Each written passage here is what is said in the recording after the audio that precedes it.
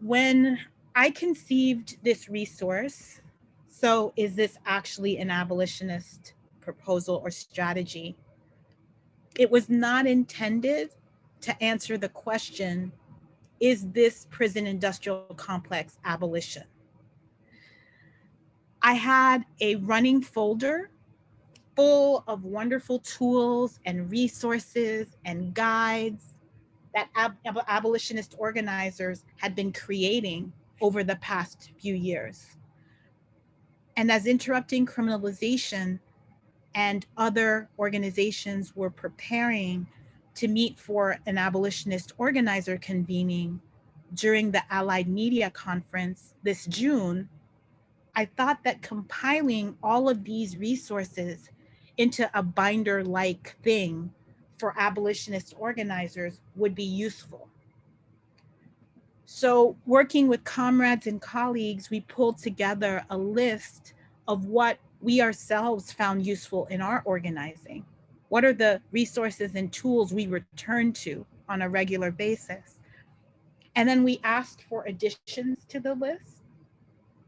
And then we decided on the top resources that we wanted to include in this binder, because we didn't want and couldn't include absolutely everything. So this is necessarily an incomplete document. We hope that people will add to it. If you don't see your work reflected in here, it's not because we don't think it was good or useful work.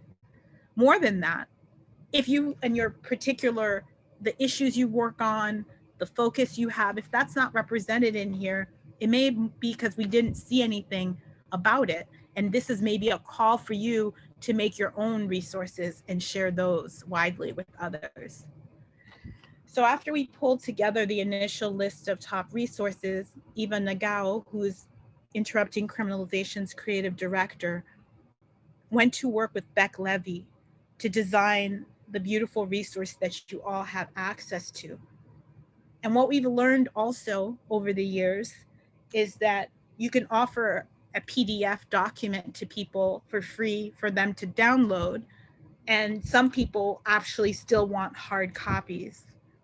But I think, as all of you know, if you've been running organizations or doing any sort of on the ground organizing for a long time, hard copies are expensive. And so we looked for a way to still offer the opportunity for those who needed a hard copy to get it.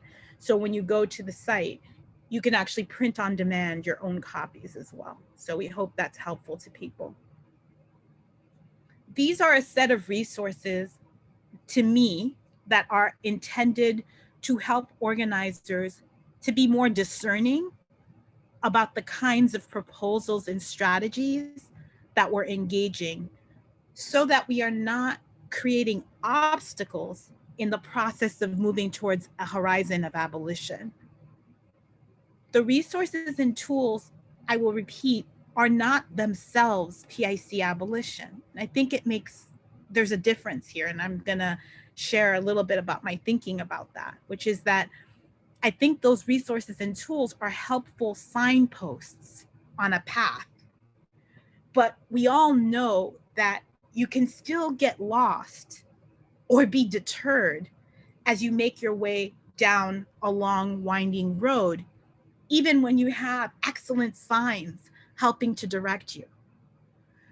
So I would say that the signposts are not PIC abolition, but the process of making your way on the path has to be, it must be illuminated by questions and frameworks that increase the likelihood that you will get much closer to an abolitionist horizon. That's how I see all the proposals and questions and tools that we've accumulated here that have come from all these incredible people. So today we're grateful to have wonderful and brilliant people who created some of these signposts joining us. Each person has 10 minutes to share, about 10 minutes, 10 to 12 minutes. They're going to share why was their tool or resource created, who created it, what is the tool and resource, and finally, and most importantly, how can or should it be applied to organizing. So you have a general sense of kind of time and how this is all going to work. This program ends at 8:30 Eastern. We will take a 6 to 7 minute break about halfway. And I'm going to keep time for presenters. So presenters, if you can, look in the chat because I'll be giving you a 2-minute warning to wrap up so we can stay in time and get everybody in. We hope, as I mentioned earlier, to have a few minutes to take questions after all of the presenters have had a chance to share. So I mentioned Andrea Ritchie. Andrea's here joining us today. Andrea is co-founder of Interrupting Criminalization with me and does a lot of other work and has for a very long time. Andrea is going to be the last person presenting in the run-up of stuff today. So let's take a deep breath. We're going to dive in. And first up is Adelaide Dicken, who is a member of Survived and Punished New York. Welcome, Adelaide. And let's put up the slide deck so that Adelaide has what they need. And I will shut up and we will have Adelaide on screen. Thank you, MK. I'm so grateful to be here tonight with all of you, with the other amazing panelists, our interpreters, captioners, our note taker, and all of you joining in tonight. My name is Adelaide. I take she or they pronouns, and I'm zooming in tonight from Narragansett land in Providence, Rhode Island. I'm a fat white trans woman wearing a black dress with red and white flowers. I have shoulder length brown hair, and I'm wearing gold stud earrings that are in the shape of butterflies. I'm a member of Survived and Punished New York, and also representing tonight a group of folks who were co-writers on a report that S&P released in 2019 called Preserving Punishment Power. It was a grassroots assessment of several reforms that were happening in New York City and at the state level in New York as well. And the reason we created this resource was really because there was an overwhelming amount at that time of reforms proposed, moving through legislation, that we're finding a unique alliance, it felt like anyway at that moment, between criminal justice nonprofits and government.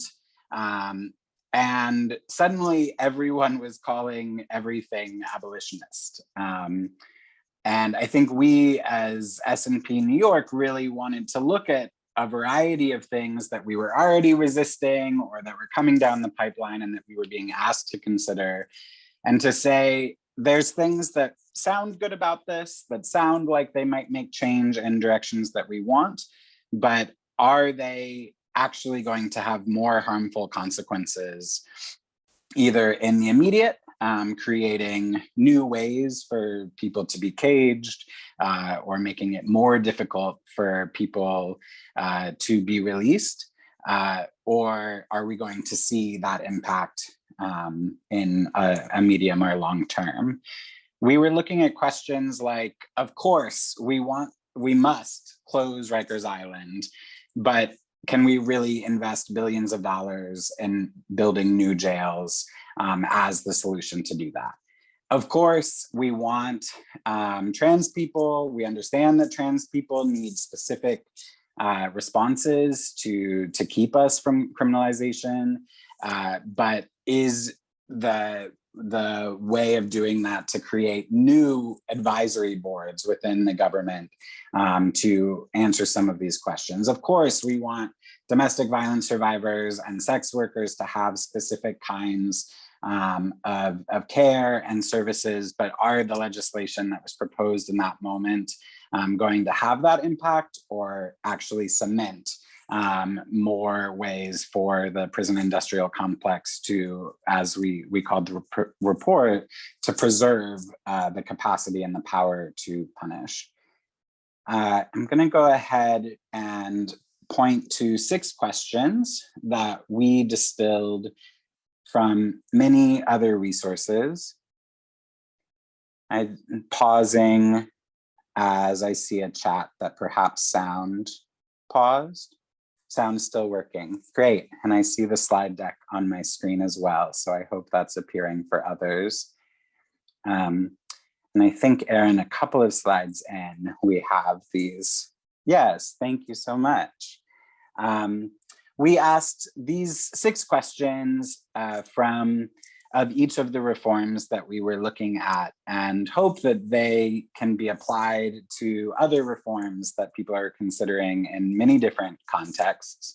I want to acknowledge here that these questions were adapted from many other resources at the time, created by Mariame and Critical Resistance, and Erica Miners and many other folks who had been bringing this kind of thinking forward.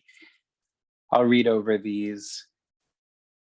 Does the reform legitimize or expand the carceral system that we're working to dismantle?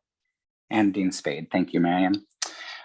And that question was really important, that even if in whole, the reform doesn't seem to, is there a part of it that's baked in there? As we all know, sometimes laws get those little additions that might do something sinister that we want to try to find as we're organizing against it. Does the reform benefit parts of the prison industrial complex, industries that profit from the prison industrial complex, or elected officials who sustain the prison industrial complex? Do the effects of the reform already exist, or do they already create challenges in a way that we have to organize against? Or will we, or others to come down the line, be organizing to undo the effects of this reform in 5 years?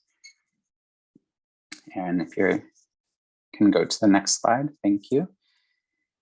Does the reform preserve existing power relations? Who makes decisions about how it will be implemented and enforced? Does the reform create a division between deserving and undeserving people?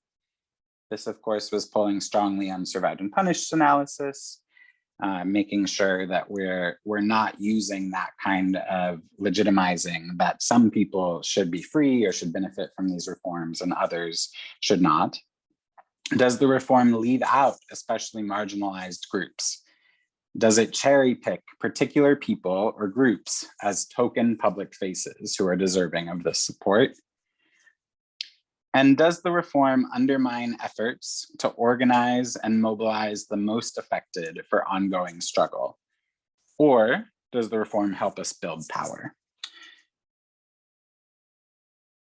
And in the report, we went through each of the reforms that we were looking at or working on, and tried to have a critical lens from those 6 questions as a grounding. I think it really allowed and opened up for us the ability to cut through some of the noise.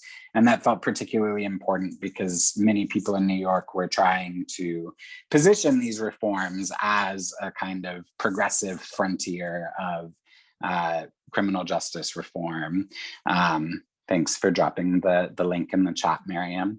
I hope that these questions might be supportive as folks consider reforms that are showing up in their areas and their organizing. And I look forward to everyone else's presentations.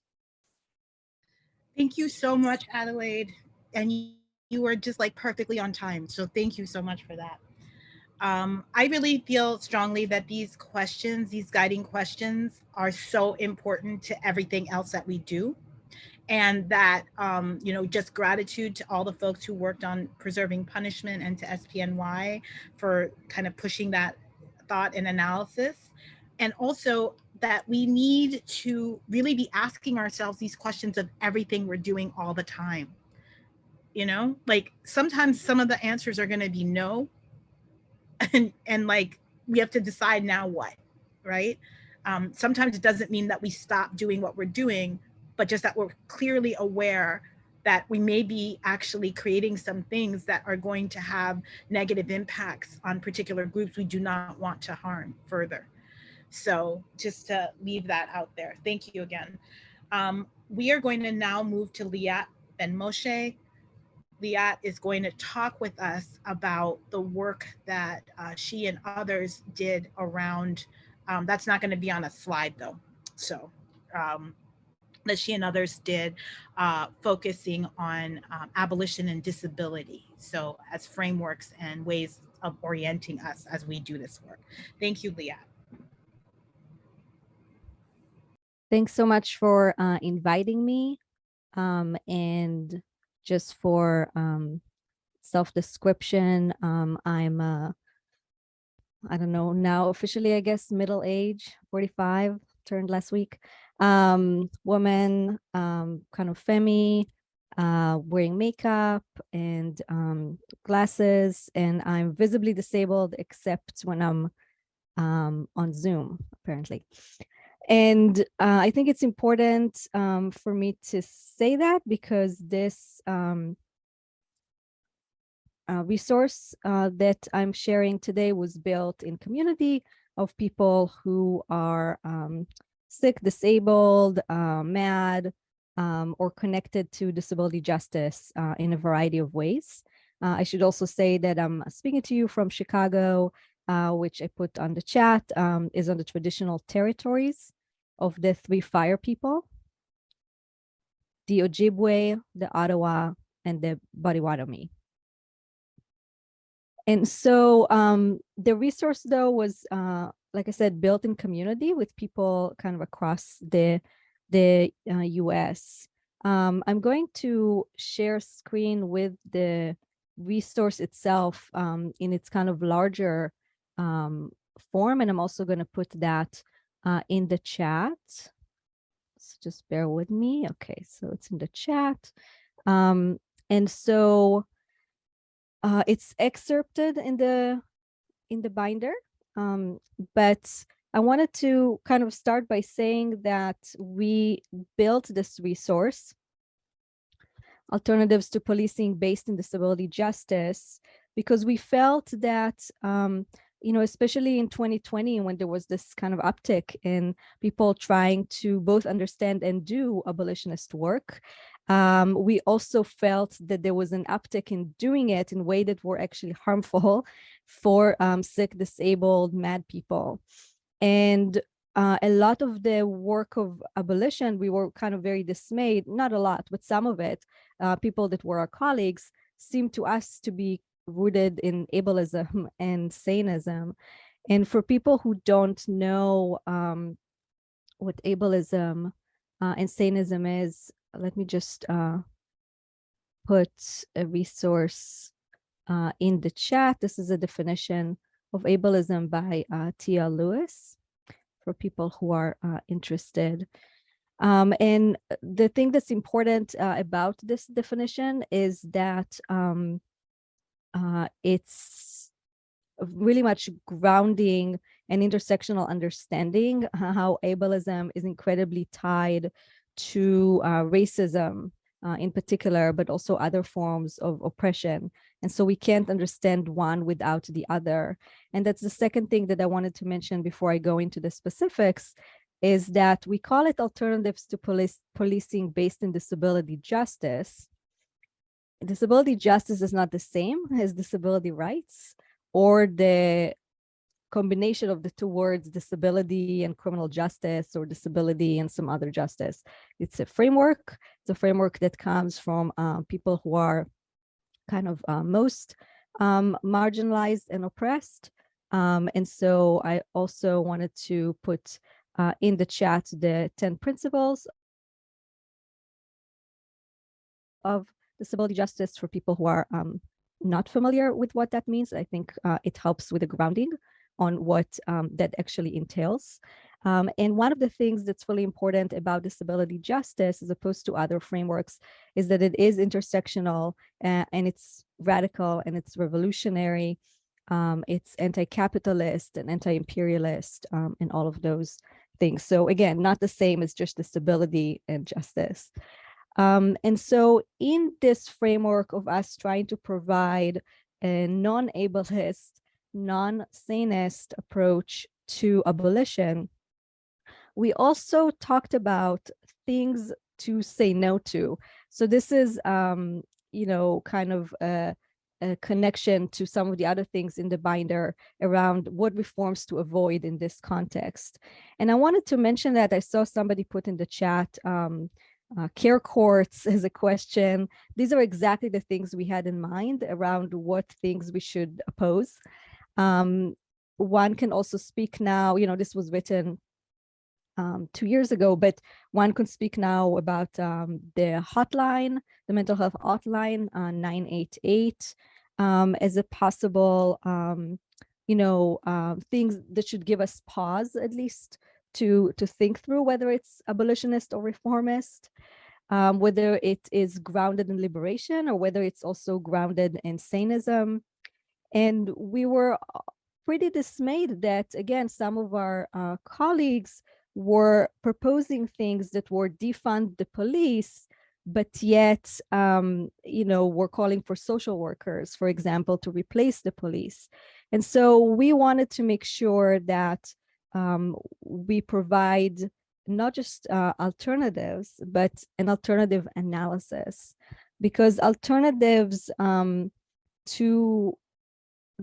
there shouldn't exist alternatives to policing and to imprisonment. There shouldn't be an alternative to genocide. There shouldn't be an alternative to harm. We should just abolish those things. And so in the same way, we felt that these kind of quote unquote alternatives that are being offered really expand carcerality, particularly for sick, disabled, and mad people. So some of the reforms that should be avoided, we felt, are reforms that replace policing and criminalization with mandatory social or health services, right? Defund the police, let's call social workers, because of course there's a long history of social works first being mandatory reporters, but also, for example, taking away children, you know, indigenous children, children of color, from their homes. There's also, you know, so it's really important, was it really important for us as the moving forward, really important for us to understand carcerality beyond just something that happens through medicalization. I'm sorry, beyond something that happens through criminalization, because it also happens through medicalization. Social workers, psychiatrists, psychologists, it doesn't just happen through criminal justice pathways. So we need to be wary of all of those things. So secondly, we need to be wary of reforms that require compliance with medication or any kind of forced drugging. These are not alternatives to anything. These community treatment orders, as they're called here and in Canada, in which people with mental health diagnosis are basically forced to take psychiatric medication in order to avoid jail or prison time. Those are not alternatives. Those are harm. Number three, reforms that expand funding from mandatory services like psych hospital or psychiatrization, or mandatory checkups by child protective services, for example. Again, these are not alternatives to anything. These are harms that we might not recognize as such at first instance. Reforms that rely upon the usage of forced restraint or corporeal punishment, like tasers. Reforms that require registries or monitoring or surveillance. Reforms that rely on the use of mandatory reporting. Again, what is important to recognize here is, again, the intersection of medicalization as a pathway to surveillance and criminalization, and how that is completely related to racism and ableism, as I said at the beginning, which are completely linked to each other. And lastly, the last two reforms that base eligibility for housing on other services like sobriety or medication compliance, and reforms that further isolate and segregate people. So in other words, the point of all of this was to create a baseline. And like Mariame said at the beginning, it's absolutely incomplete, but a baseline by which we can start kind of gauging which abolitionist proposal is A, maybe not abolitionist at all, but B, could be abolitionist in some ways, but also ableist in other ways. And again, ableism is rooted in racism and gender violence and such. And so the last thing I would say is that it's really important, again, to expand on what we call carcerality, so that we're not just talking about the prison industrial complexes, some of us, come to see it, but really as the whole structure of surveillance, policing, including through forms of medicalization, and how to create abolitionist horizons that don't perpetuate those pathways, but try to actually dismantle and abolish them. I look forward to further discussion and questions. I'm sorry that I spoke so fast. Thank you so much, Liat. Appreciate you. And you are so just brilliant and always bringing it to whatever space you're in. So we appreciate you. Next is going to be Rahana, who is representing Critical Resistance here and is going to share 2 tools. So thank you so much, Rahana. Eva, if you can put up the screen. Perfect. And Rahana, whenever you need to advance your screen, just say next slide and Eva will advance it. Perfect. Thank you so much, Mariame. Thanks for the support, Eva. My name is Rahana Lorando. I'm the National Membership Coordinator at Critical Resistance. I use any pronouns. I am calling in from Muskogee Creek land, also known as Atlanta, Georgia.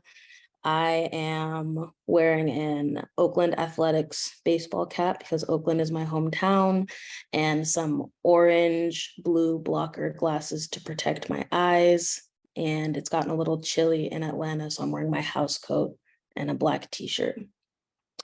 And I'm here with Critical Resistance, representing Critical Resistance, to share these tools that we have created, that were inspired by, collectively created by folks both within our organization, our volunteer members, our longtime staffers, as well as our movement comrades, our advisors, and folks that we are in abolitionist struggle with. So this is by no means a tool that we created in a vacuum. And I think that these 2 tools that I'm going to talk us through are really trying to get at what Mariame, you shared. How can we be more likely to reach an abolitionist horizon? And how can these tools help us look at reforms as workable support tools to that end, which both Adelaide and Liat have already shared some really powerful stuff. So you can actually move forward 2 slides. I'm not going to spend time on CR right now, actually. So 1 more, thank you. So the first chart is the reformist reforms versus abolitionist reforms, looking at policing. And if you could go back 1 more, I'm sorry. Part of the story of how this, sorry, just in the back. Oh, yeah. Yep, thank you so much. So this tool, looking at reformist reforms versus abolitionist reforms on policing, which on the next slide will kind of give you a look at. And if you do have your toolkits open, it is on page 26 is the page number, but 20 is like the PDF number if you want to follow along. And I can also drop a link into the chat if you want to follow along. But this tool was created in 2014, and it was originally inspired by an op-ed that Mariame put out in Truth Out that was titled Police Reforms You Should Always Oppose. And our national campaigns director, Mohammed Shank, was really inspired by this and wanted to take the questions that Mariame put forth to think about in terms of reforms when it came to policing and make it a workable tool that organizers could look at as more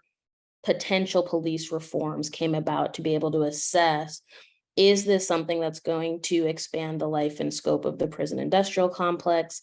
Is this, as Adelaide shared, something that we're going to have to tear down in 5 years? Or is this a practical step on the road to abolition?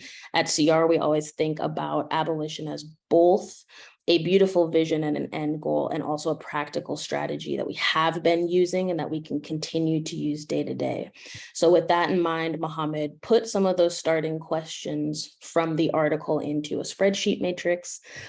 Dean Spade and Erica Miners looked at working those questions into what we have here. And then Shayna Agid actually designed the resource and the tool. This is what's in the toolkit. And then here's the larger version of the chart, if that's interesting to you. So with it designed in this kind of decision-making matrix, the idea is that you can look at these questions on the top. So looking at the reformist reform side, you can ask ourselves, does this reduce funding to police? Does this challenge the notion that police increase safety? Does this reduce tools, tactics, technology that police have at their disposal? And does this reduce the scale of policing? Those are the same questions that we have on the abolitionist step sides. And then within the tool, there are some examples of both. So we can see body cameras as a reformist reform, and you can look through and see that the answers to those questions can help inform that this is not a reform that we'd want to support, versus something like suspending the use of paid administrative leave for cops under investigation. And you can look through the answers to those questions and also see if this is going to be an abolitionist step. With reforms that are coming up for y'all as organizers today, if you don't see them reflected in the chart, that doesn't mean that you can't use this. This chart was made in context. We're constantly editing it and changing it, and you can swap in whatever reform or idea you might be thinking about and take yourself through the same decision-making process using these reflection questions, right? So I might swap in diversifying police forces and take us through to realize that that's not going to do anything to reduce the life and scope of policing. And if you go to the next slide, we have a similar chart around imprisonment. The initial kind of success or support of the policing tool helped inform that we should probably make another chart around imprisonment. At the time, CR was working on a lot of anti-jail expansion and working to close prisons. But we really didn't actually get to the point where the tool around imprisonment was released until COVID hit in 2020, when the need for it in terms of getting our incarcerated folks out became extremely urgent with the existence of the virus. With this tool, when that was being kind of rehashed and worked out to make a new chart focused on imprisonment, there was a lot of struggle around this because of how conditions of confinement can become a really murky area for abolitionist reforms versus reformist reforms.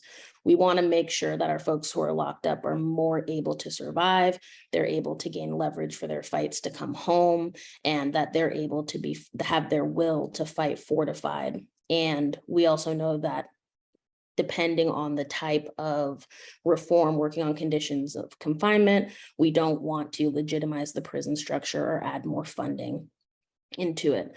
So what the folks that were working on this in 2019, 2020 found was that in terms of anti-imprisonment or abolitionist reforms against imprisonment, that the vast majority of conditions of confinement reforms that are being brought forth by folks that are on the inside are abolitionist in nature. That was just little tidbit on some of the logic and thinking and collective struggle behind it. But this was put together by Ian Barron, Shirley Leslie, Woods Urban, and Shana Ajid. And when we go to the next slide, we can take a look at those questions as well. So again, we have a decision-making matrix, reminder that you can swap out whatever you're looking at in terms of reforms when it comes to imprisonment and use these questions along the top that ask, does this reduce the number of people imprisoned, under surveillance, or under other forms of state control? Does this reduce the reach of jails, prisons, and surveillance in our everyday lives? Does this create resources and infrastructures that are steady, preventative, and accessible without police and prison guard contact? And does this strengthen capabilities to prevent or address harm and create process for community accountability? And you have examples here of some reformist reforms on the left in the red and abolitionist steps on the right. And I'll drop the link to that chart as well. And thank you for your time and for having us. Looking forward to hearing the questions. Thank you so much, Rihanna. Appreciate you.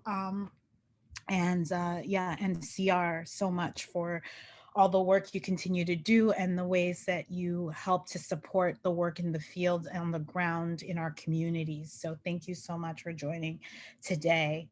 I am excited to say that we're going to take a small break a little bit early, which is great. Always good to be early rather than late. That is my motto in life. So, hello, everybody. We're coming back. Hope you had a chance to take care of needs, do what you needed. We're going to come back and we have a few more people who are going to share with us. 3 more people. So, Pilar, are you ready?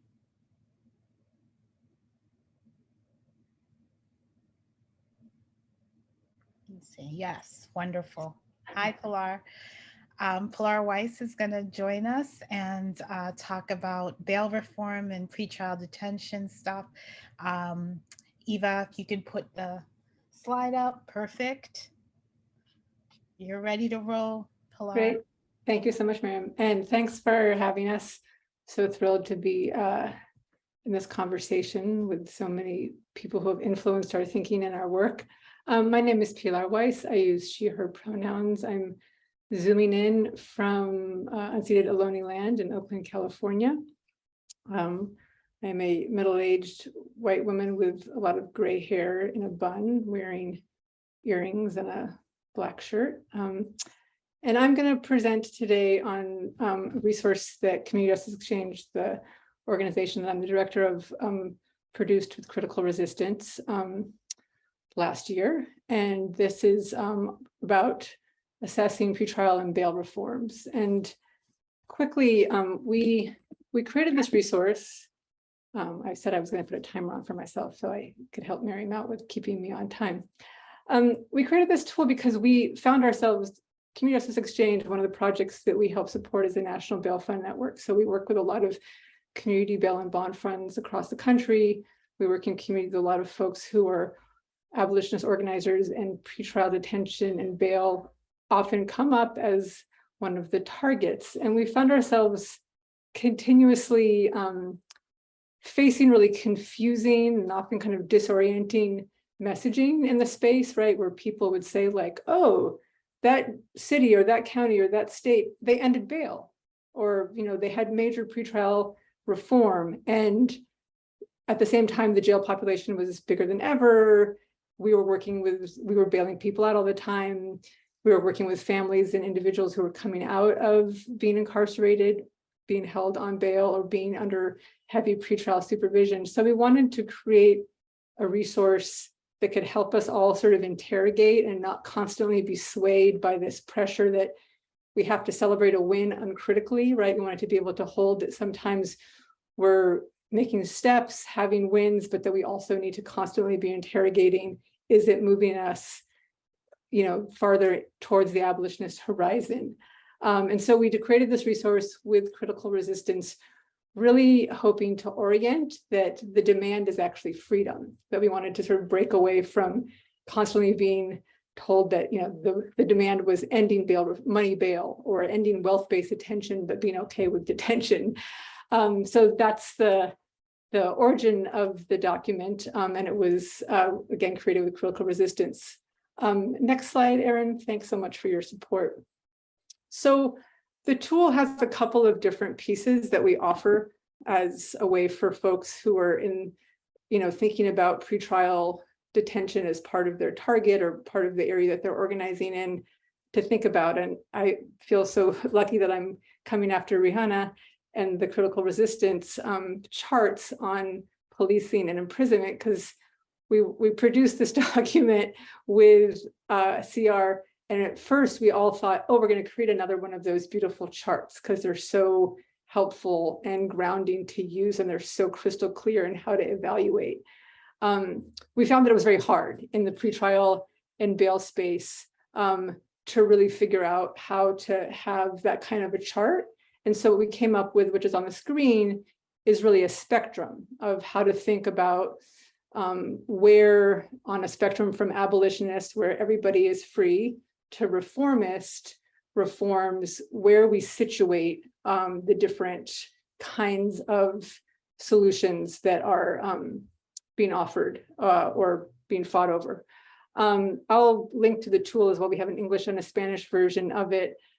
Next slide. In addition to the spectrum that we find to be really hopefully grounding in terms of how to think about it, there's also sort of in-depth descriptions of each of those demands to help really flesh out what do we mean by decreasing pretrial detention? What do we mean by unconditional release? So that's a piece of the tool. Next slide.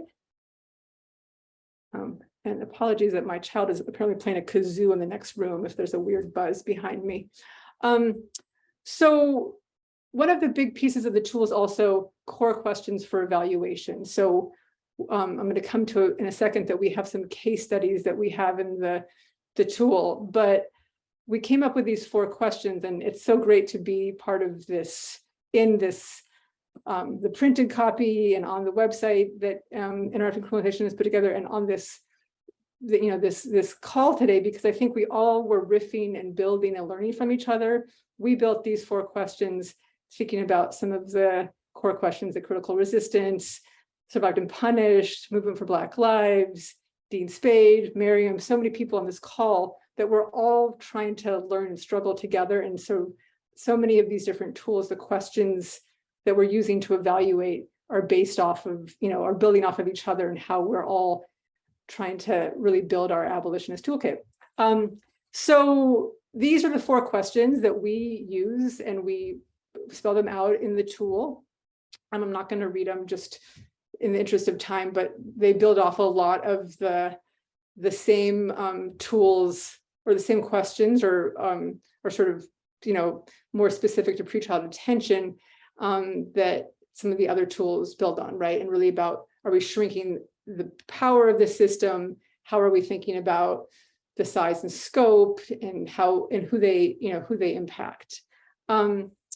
So next slide. The other thing the tool does is it gives 8 examples, and we didn't choose these examples to target anybody, or to we came at this hopefully from a place of really constructive movement dialogue. And in all of these cases, we had organizers who were involved in these reforms contribute and review the case study that we as CJE and CR developed. And so we used those 4 core questions, and we used the spectrum to really orient using these 8 examples that are really different, right? Some of them are a DA's bail policy, some of them are a federal lawsuit, some of them are municipal ordinances that people worked on for many years, some of them are the state legislative package in Illinois that's about to be implemented that people worked on for many, many years. So we chose these case studies to hopefully give people some tangible examples of how to really dig in and evaluate, is this abolitionist or reformist, and where is it on the spectrum, and where are the spots that are, you know, possible guideposts for moving farther on the horizon, where are the parts that are, you know, real potential pitfalls. So going to the next slide, I'm just going to give a couple of sort of thoughts about how we hope this is a contribution for folks to use in their own organizing. Is we hope that the questions and the spectrum, right, and the 4 core questions are just really a way for folks to grapple with the complexity of how pretrial and bail reform often, right, we get really far away from freedom being the demand in a lot of the spaces, right? And so we wanted to give people tools to study those examples, hopefully study those case studies in community with folks you organize, and figure out, are there pieces to apply and learn to what's going on in your jurisdiction, or how you're considering thinking about this. We also really hope that folks are able to sort of use these snapshots of these case studies and think about how they are, what's happening now, and what we can learn from when we think about stuff in, you know, these quote unquote reforms in time, right? So I just wanted to give examples of the Harris County example. So Houston, Texas, we chose that because it's often, you know, said like, oh, there's this huge victory in Texas, and in Houston, you know, bail's over, or there's been this huge reform. There were some, you know, big steps forward because of that reform and that organizing for misdemeanors, but the Houston County Jail today has the highest jail population it's had in over a decade. They're leasing jail space in Louisiana now for folks who are being incarcerated in Houston. So we wanted to make sure that people had tools to really evaluate, what did this do? And then we really hope that folks can contextualize it. Similarly, I would offer, we talk through the amazing organizing that's gone on in Atlanta and the bail reform ordinance there that was very intentionally linked to closing a jail, and it helped get the jail population down to almost nothing. But now we know the political context has changed, and now that city council is trying to reopen that jail and reconfigure it and increase its, essentially fill it back up. So we just hope that that folks are able to use the tool to really hold these tensions of, we want to think about these as wins often, but we want to also be able to interrogate if we're actually closing some of the organizing potential down the road. So I would just leave with, we pose a couple questions at the end. If we don't evaluate these questions in the case studies, right, we really are evaluating, is it an abolitionist step or is it a reformist reform? But a lot of what we hope that this can help people tease out in their organizing formations is, how do we think about what these reforms do for our own organizing power? Sometimes things may have actually not been a win, or they were a win in the moment and then they rolled back, but they did help us build our power, and they are helping us with how we're going to build towards our abolitionist vision. And also, we often want to ask the question of what's happening to sort of the organizing terrain, right? We raise the question in a number of these, that the reason there's been, the challenges of the results and why we put them on more of the reformist side really are part of it kind of closing off where the organizing space is, right? Does it actually now totally change the context and the political context and the terrain so that more people are incarcerated? There's been blowback, there's more carve-outs, there's more punishment, there's more criminalization. So we hope it's useful for folks, and that, the case studies are there as just a way to really see how to apply the core questions and the spectrum that are applicable, across the country as folks really work towards freedom. Thanks so much for having us. Thank you so much, Pilar. This tool, along with the others, are just so useful, very well done and in depth. And I just want to reiterate the point you made about when people look to, quote, campaign work and issue-based campaigns and think about wins and losses, are we actually paying attention to when things seem like losses and are actually, though, have built power for our organizations, for our communities, for our, like, these are things that are so important to keep in mind and to really focus on, because it's much more complicated than just simple wins and simple losses, as we see over and over again. And I do also want to point out that if folks, with all the work around pretrial detention and ending bail, if you just look from 2017 to now, it's like light years, absolute light years. I think people who've been in this for a minute will agree with me on that point. Just so many different changes, positive changes along the landscape. Okay, we have Satare. I totally messed up your name again. Please say it again so that everybody has it correctly. I tried. I had it in my head, and then, old age is killing me. But thank you for joining us so much. Thank you so much. No worries. My name is Satara Gandahari. I'm with Detention Watch Network. I use she, her pronouns. I'm calling in from Anacostan and Piscataway lands. I'm a Middle Eastern woman, medium length, brown hair, youngish, I think, and I'm wearing a light brown sweater. First of all, thank you so much for including DWN's resource in your incredible comprehensive resource. And it's been so wonderful to hear from all of the panelists today. And I really wanted to echo what Pilar just said about learning and building off of the work of everyone on this call and folks that are not on this call. And so just a lot of gratitude to all of you. If it's okay, I'd just like to take also a quick second to acknowledge the interconnected struggles for freedom that are happening right now around the world. And because it's been affecting me profoundly this week, I wanted to acknowledge and share my solidarity with the people of Iran who have been fighting for freedom and democracy for more than 70 years, and to recognize the most recent uprisings that have been sparked by the murder of Gina Amini by the state, using the tools that are used the world over that we're talking about tonight, policing, detention, criminalization as a means to oppress and maintain control over people. So thank you for allowing me that space to say that. You can actually, Eva, please go over to, I guess, the next slide. Thank you. So DWN, so we just celebrated our 25th anniversary, and for the last 10 years, we've had a crystal clear mission to abolish immigration detention through our work with members across the country. And we recognize that abolishing detention is really tied to so much more. It's a broader system of immigration enforcement and deportation and restrictions on people's ability to live and move freely. And it's really about the criminalization of migration.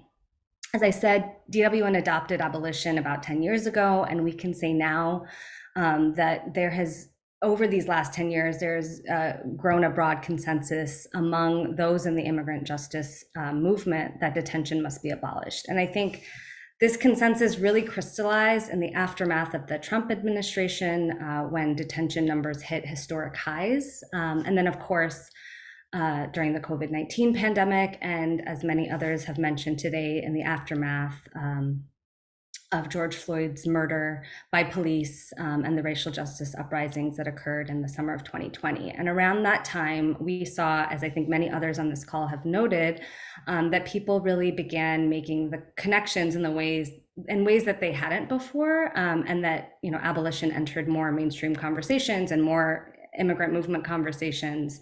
And so more of our allies, our partners, our members began being clear about their position to end immigration detention. And that's sort of where the idea for this resource was born.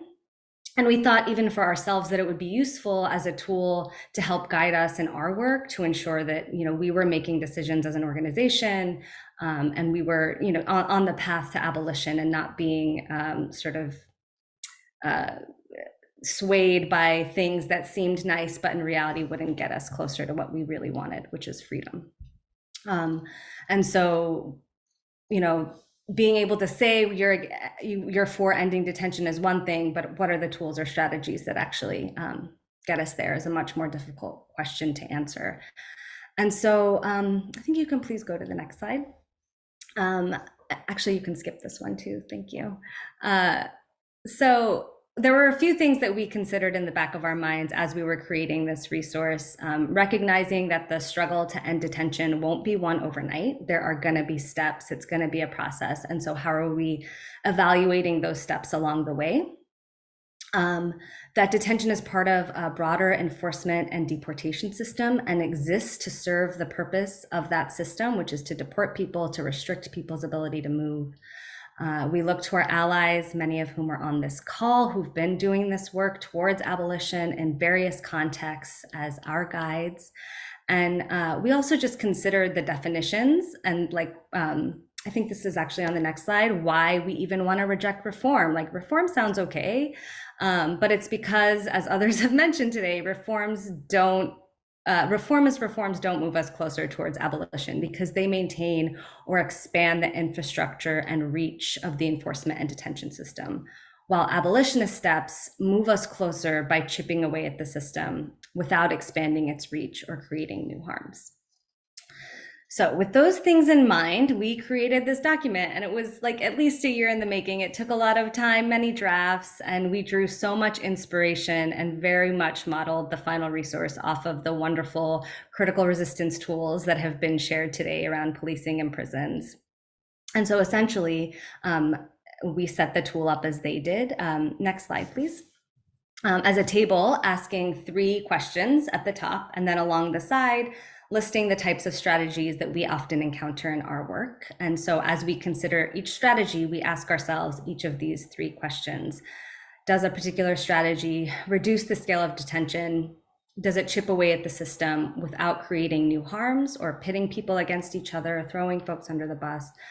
Does it provide relief to people who are currently detained or could be detained or surveilled? And ideally, you know, we want ourselves to have a yes answer to each of these questions before pursuing a strategy. So the strategies that we listed, I think similar to what has been shared with other resources tonight, the strategies that we listed are really just examples. And the idea is that there may be other strategies that come up as we're doing this work, and that these are the questions that would guide us in determining whether or not to pursue a strategy. But the ones on the chart are very much the ones that we're grappling with as a movement and as an organization every day. So I think we have time for a couple of examples. Let's see what I can get through. Next slide, please. So, oh yes, this one, shutdown campaigns. Okay, so shutdown campaigns. This is really the bread and butter of Detention Watch Network's work. We have an umbrella campaign called the Communities Not Cages campaign that brings together campaigns across the country that people are fighting locally to shut down ICE detention centers, immigration and customs enforcement detention centers in their communities, or to prevent them from opening new ones. And so, you know, the first question we ask ourselves is, does this strategy, will shutting down a detention center reduce the scale of detention? And we know that in the immediate, yes, it's going to take capacity offline. And actually, we just released a report today, little plug, that we know that when there is a detention center in a community, that the risk of someone being arrested and ending up in ICE detention increases. So when you take that facility away, you're reducing capacity and you're decreasing the likelihood of people in that community being arrested and caged. And so we can answer clearly yes to that first question. Does it create new harms? It's really about taking away. We're not creating a new system. We're not layering something new on. We're literally taking a part of this system and chipping it off. And it provides, to answer the third question, does it provide immediate relief? You know, a closure provides an opportunity for people to push for their release and to request release. And so there's a real potential for getting people out of detention when a facility closes. Now, there's always like a little asterisk. You know, I think doing the work of shutdown campaigns, it's really important to keep in mind how you're doing that work and ensuring a just closure. And so, you know, I think this can take many forms. in the context of ICE detention, making sure that we're pushing for people to be released and not transferred to other facilities to further their trauma is really critical. And we're not always going to win, and people may be transferred.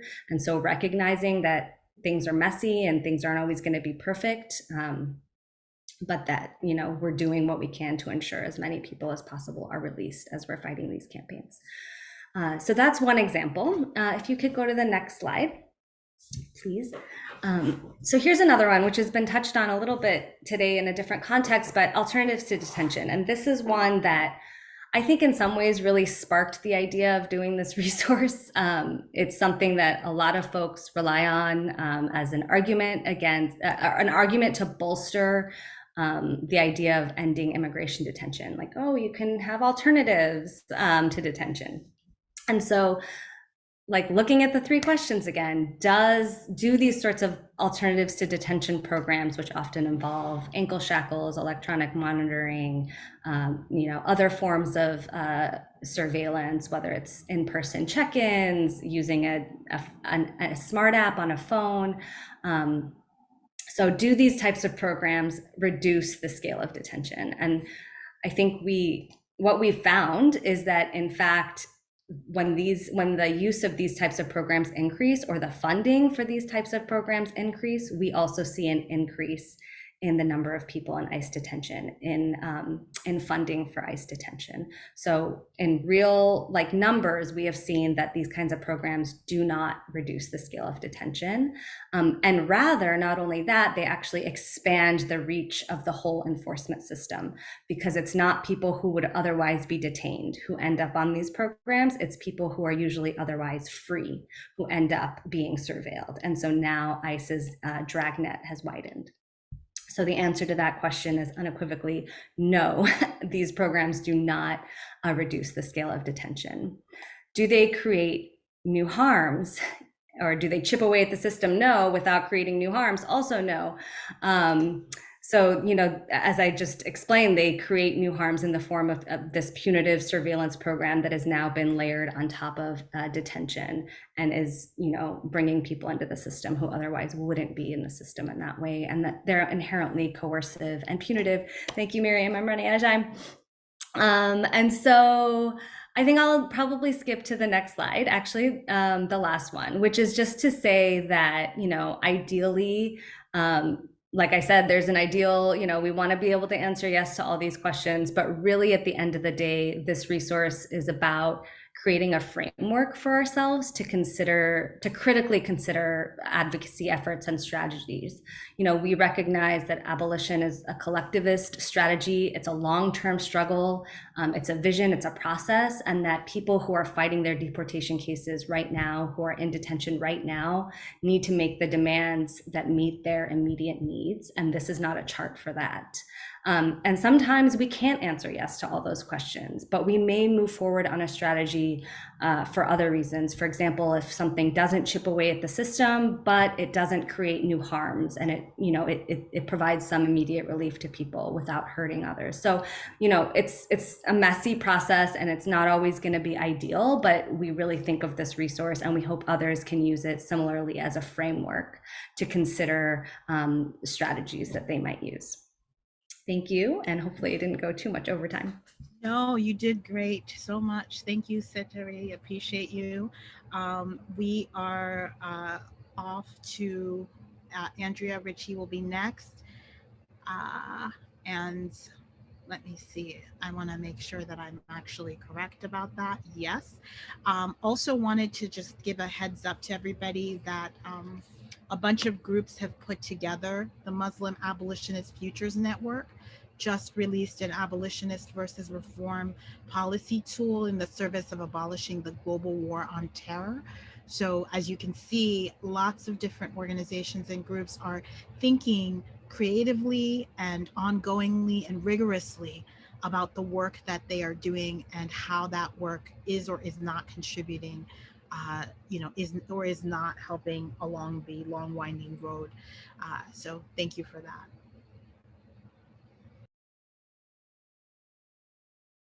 Thanks, Mariame. I'm Andrea. I go by she. I am fine with any pronoun. I am a very light-skinned Black woman with blue rimmed glasses, curly hair, wearing a purple hoodie. I'm in my living room, and there's an abolitionist cat wreaking havoc behind me, and I will try to stay focused.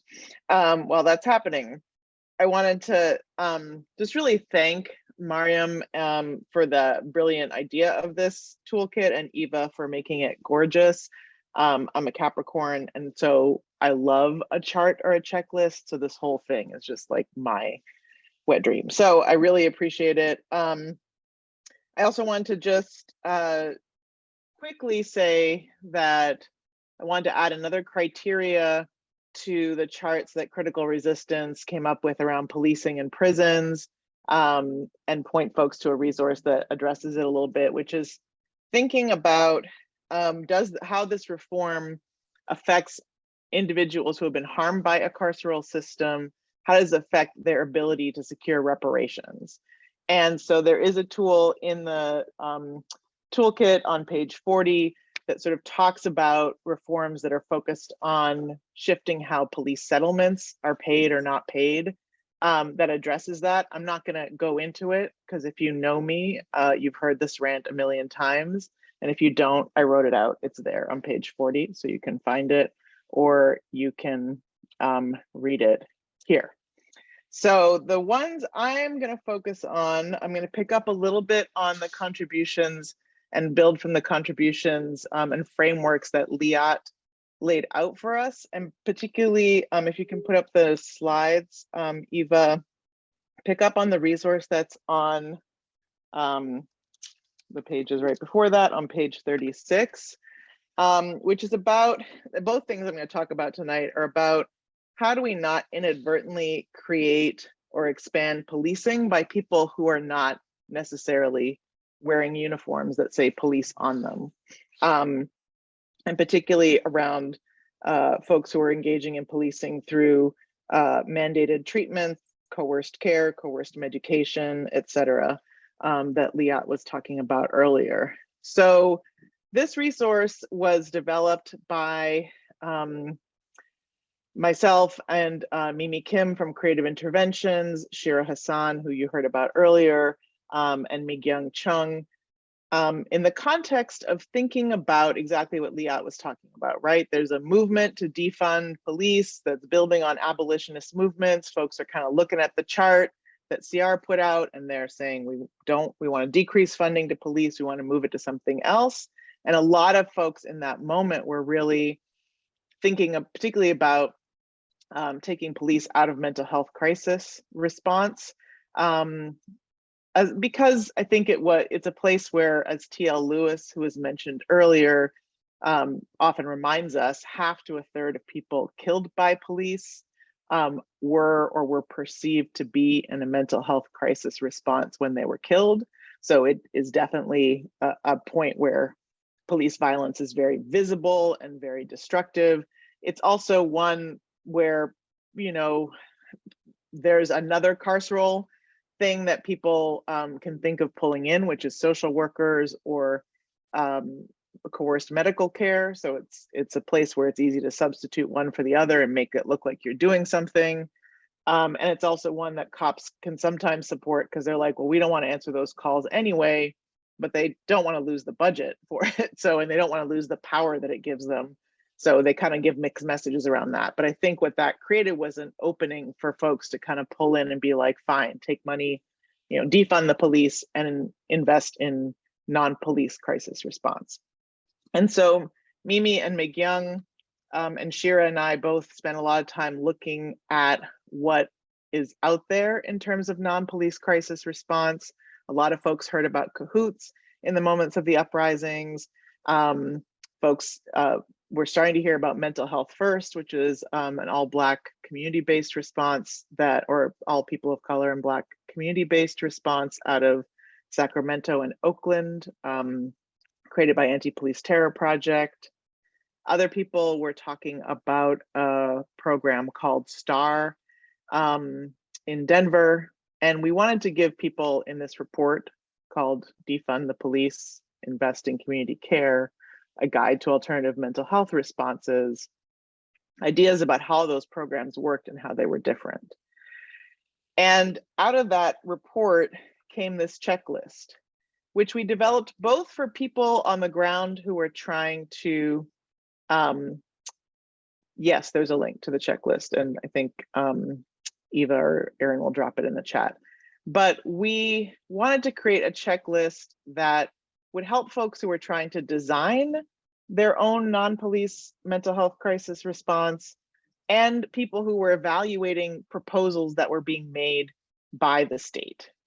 And the first thing we wanted to talk about is how do even people get to that response? And that's the point that Liat was making earlier about crisis lines, whether it's 911 or 988, you know, which 311, 211, a separate number altogether, a community-based number. How are people even getting to the response?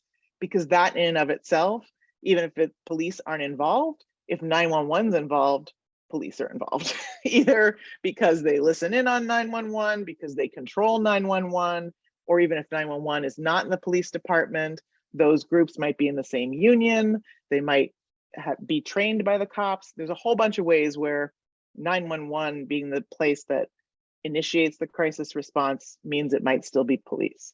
And then you heard from Liat, and there's other things in the resource about how 988 can send you right back to the cops, even though it's supposedly a non-police line. So those are some things we want people to even start about, like what even is, how do people even get to it? And then I would go to the thing I would say about this slide is that also, even if it's not controlled by police, what other city departments is it controlled by that are in close relationship with police? Like the Department of Public Health, like the Department of Mental Health, like an Office of Violence Prevention, or even a fire department. Those sound non-police, but they're coworkers to police. They're fellow departments to the police. They both are like coworkers under the mayor, and they may have very close ties, or they may be compelled to have close ties by the fact that they're within the same city structure. Or like the fire department might be in the same union, share a pension fund with the cops, feel aligned politically and otherwise with the cops. So think about that as you're thinking about where the thing is housed. Next slide, please. Then we wanted to sort of talk about how communities are involved, how nonprofits are involved, but also particularly how communities of people who would be calling for mental health crisis response, experiencing mental health crisis response, and needing mental health crisis response are involved, not just in getting the word out or in being peers on the call, but in designing the program, evaluating it, oversight. So that's a huge part of the checklist. Another huge part of the checklist is like, who's on the team? Because who's on the team determines the carcerality of the response often, right? Often people will want to put EMTs or social workers or particularly licensed clinical social workers on the teams because they have the power to involuntarily commit someone to carceral medical coerced treatment that Liat was talking about. So you want to think about who's on the team and what their default response is. So for example, in San Francisco, it was recently disclosed that the San Francisco firefighters have involuntarily medicated 18,000 people over the past 18 months or something like that, and particularly protesters, and gave them a drug that not only kind of incapacitates you, but inhibits your ability to form memories of what's happening. So you want to think about, is someone going to be responding who's likely to do that? So that's the who's on the team. Next slide, please, Eva. And I think that's really, and then will the crisis response team be able to meet people's needs? So sometimes they come, but there's nothing they can offer beyond taking you to a hospital where you'll be subjected to involuntary treatment or maybe to a shelter. And that's it. So the crisis is unaverted. Yeah, Will, I'm sorry, I don't know if it's 18 months. I do know that let me check that number actually before I start. So I'll check it on the break while y'all are asking questions. It's a lot of people that they did it to. So the question is like, is there a preventative sort of care component? And is there actually a set of resources that people can offer other than some kind of warehousing somewhere? And is there aftercare for folks that you can involve? So, or is the program just about the moment of crisis and just moving someone to some kind of other warehouse? And then how will the program be evaluated? I think the last thing I want to say about this tool is, because it's very commonly happening right now, also is like, is there a carve out for quote unquote violent calls or calls that involve weapons? Because that basically is the exception that swallows the rule. When someone is in a mental health crisis, they could be holding a pipe, they could be holding a piece of wood, they could be holding a pen, and someone is going to say it's a weapon. And if people, so the person is Black or brown or indigenous or disabled, there's a likelihood that someone's going to say, oh, they're violent, right?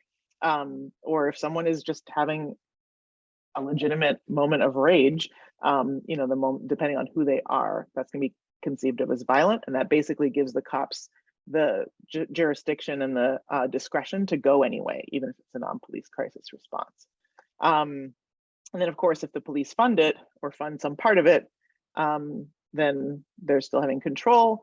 And the last piece of it is that if there's two pilots, one that's cops and one that's not, then you want to watch out, because the cop one is going to try and sabotage the non-cop one, or the 911 one, the 911 dispatchers who are allied with the cops might sabotage the non-cop one by pushing most of the calls to the cop ones.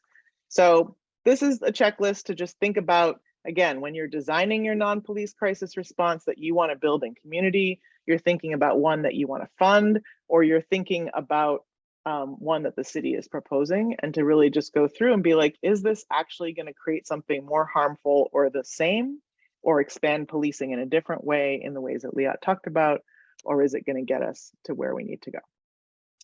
My last 2 minutes, I'm going to go to the next slide, which is in the reproductive autonomy or reproductive justice section of the toolkit, which is a tool that we created actually pre-Dobbs 2019. We created it as a group of folks who came together to think about how the Trump administration at the time was advancing all of its right-wing agenda and criminalization of sexual, gender, and reproductive autonomy through criminalization, and all the ways that it was doing it.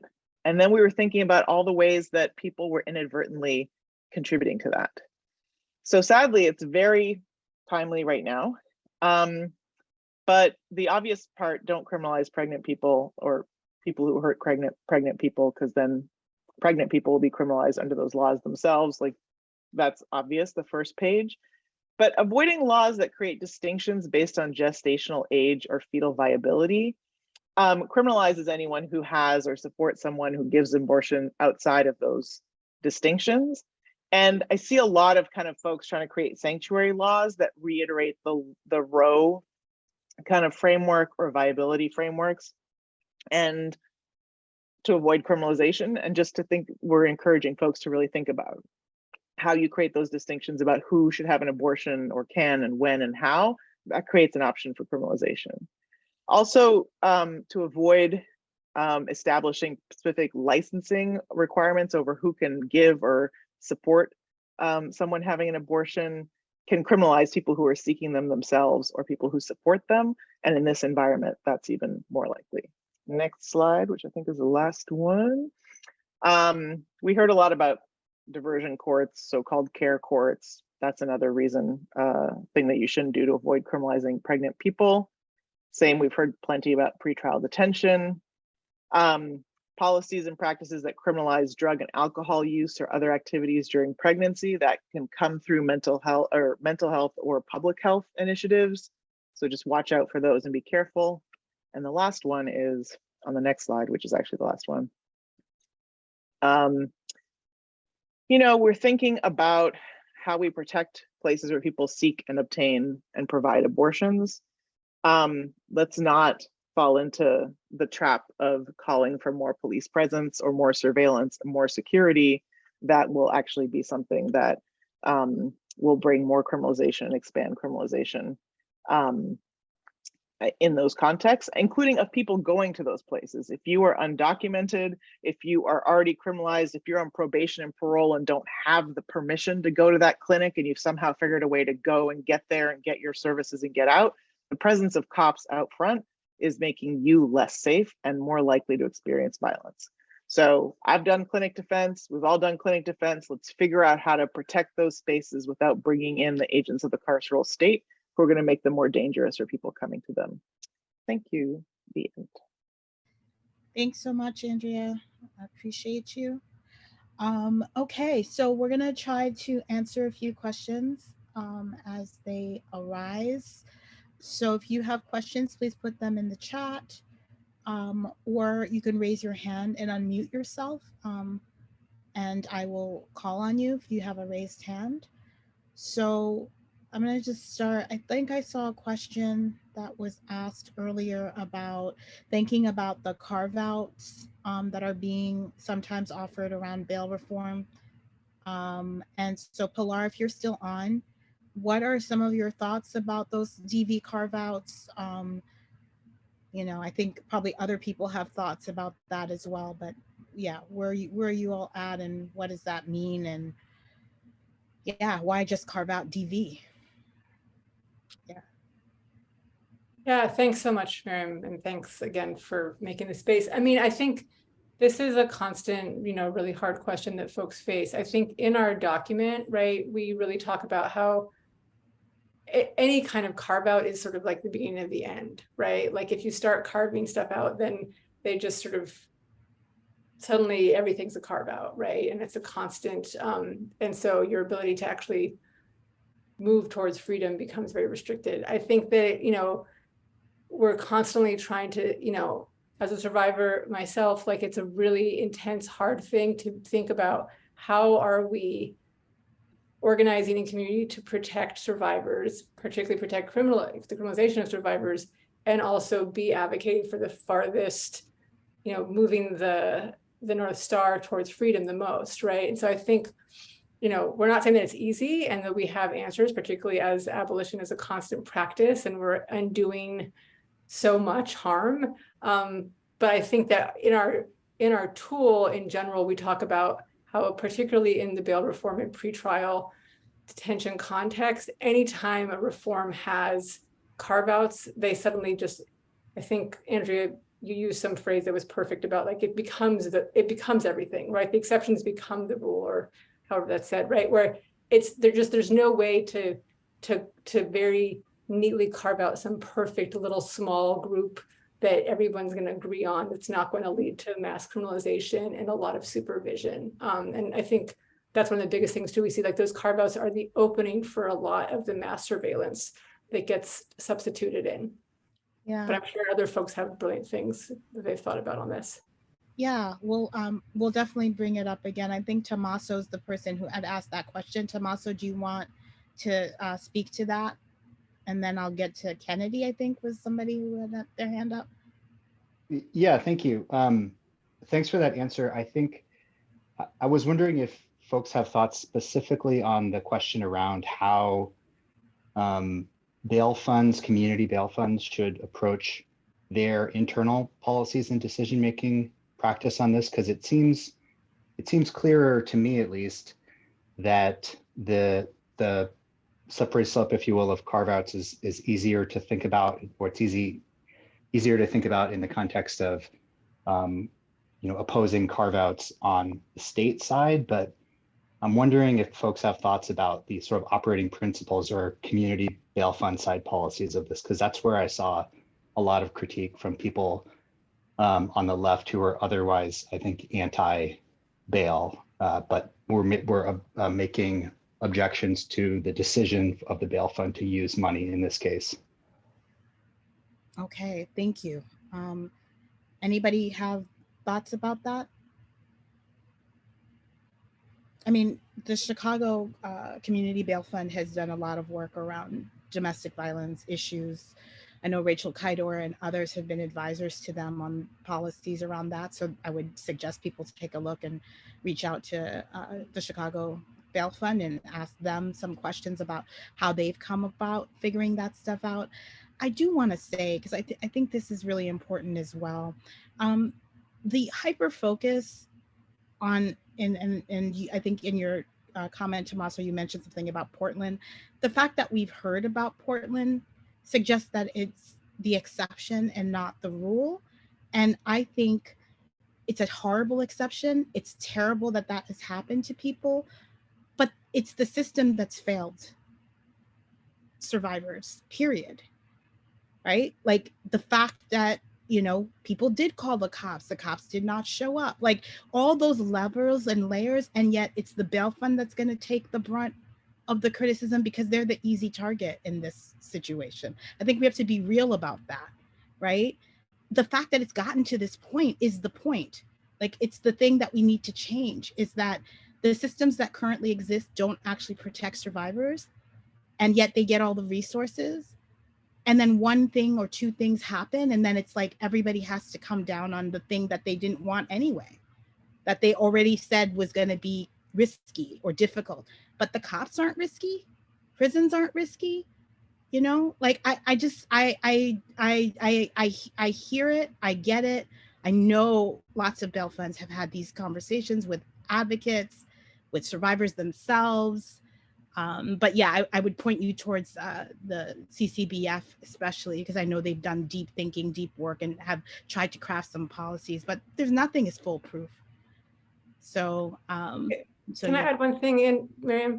Yeah, of course. I just was, you know, and thanks so much for raising this, Tommaso. And I'm going to put a link to some principles that Chicago and many of the bail funds in the network helped develop that sort of, you know, I think to your question, most of the community bail funds in the network that I work with, right, have created, to not mimic the system we're trying to abolish, have created a sense of prioritization. And Chicago was really one of the models of this, right? So there's always more need than even in the moments of a lot of fundraising, we can never pay for everyone's bail. So there's a prioritization. We're saying we're not going to use carve outs, but we're going to prioritize people who are going to be are in most danger in this moment because of their identity, because of their health. They might lose custody of their children. They're the sole provider for caretaker, right? And so many bail funds have used that orientation of prioritization over mimicking carve-outs. But to Miriam's point, it doesn't,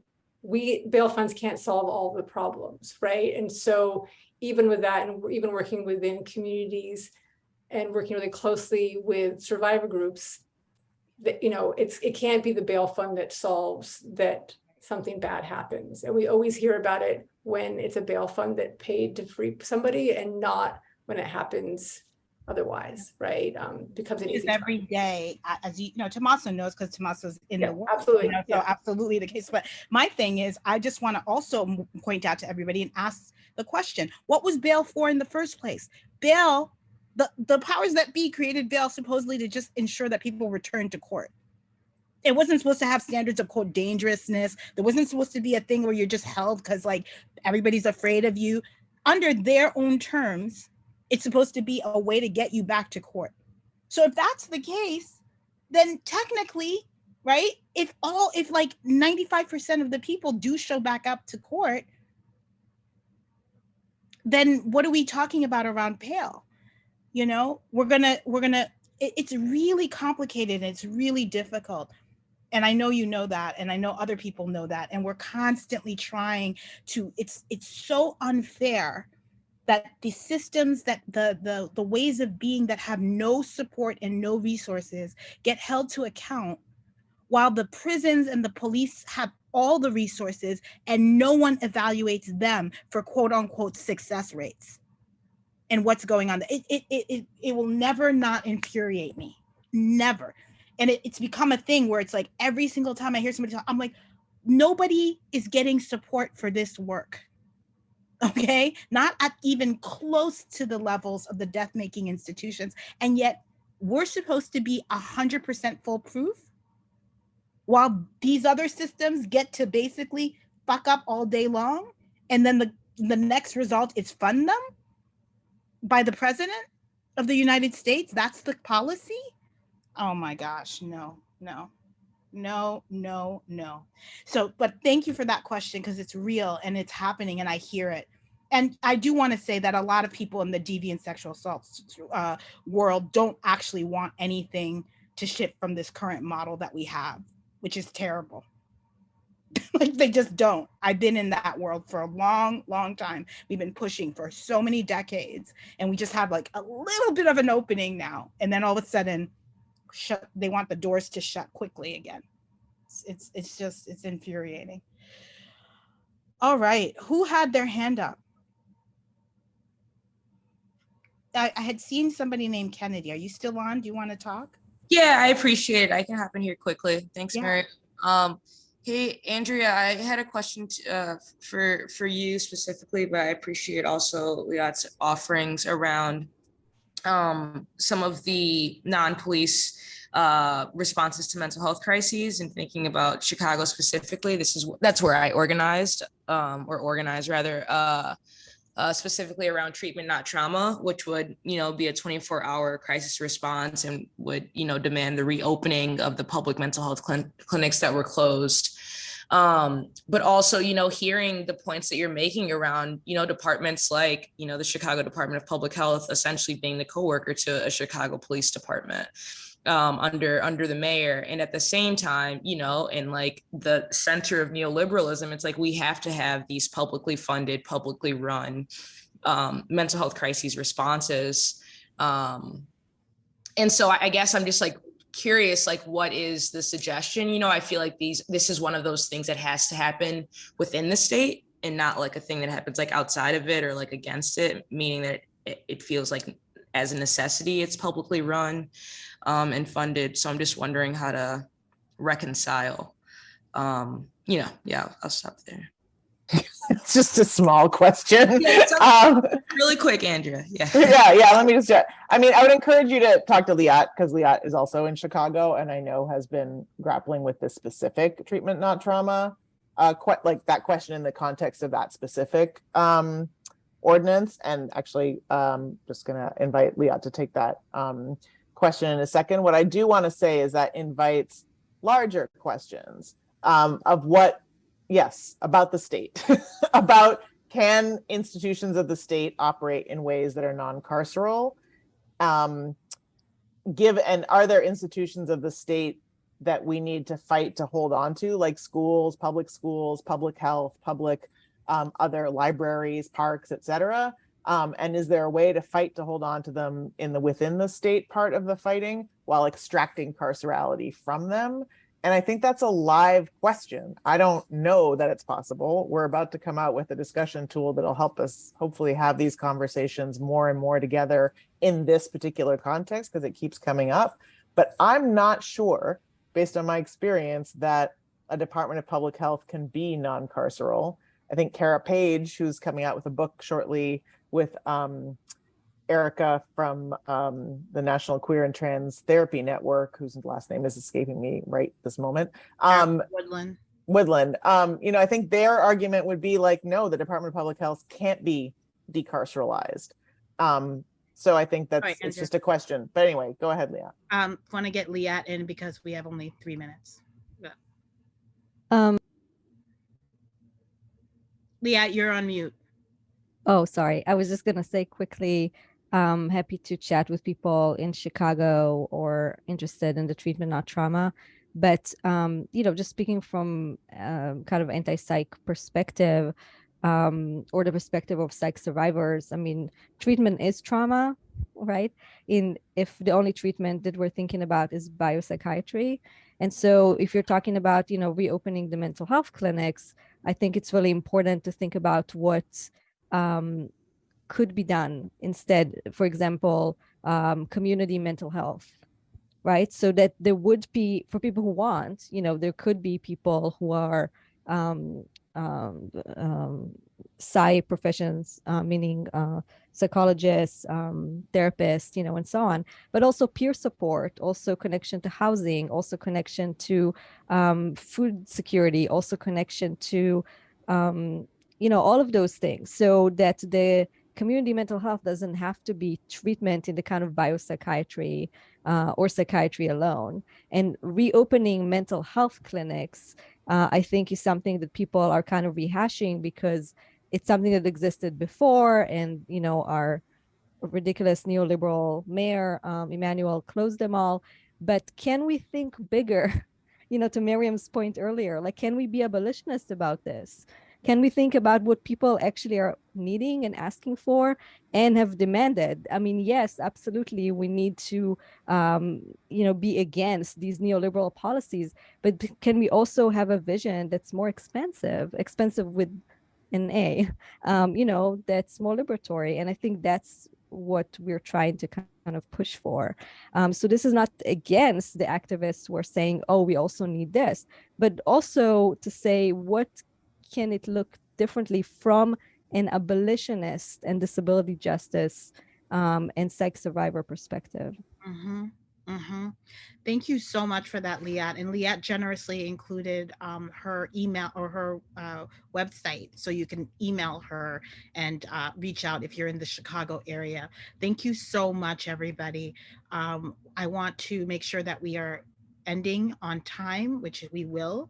I want to thank every one of our presenters. Thank you so much. I want to thank our incredible ASL interpreters. I want to thank our wonderful people who asked questions. I'm so sorry we couldn't get to all of them. I also want to thank our closed captioner. Thank you to Aaron and Eva for holding down so much work. And also thank you so much to Laura for the notes.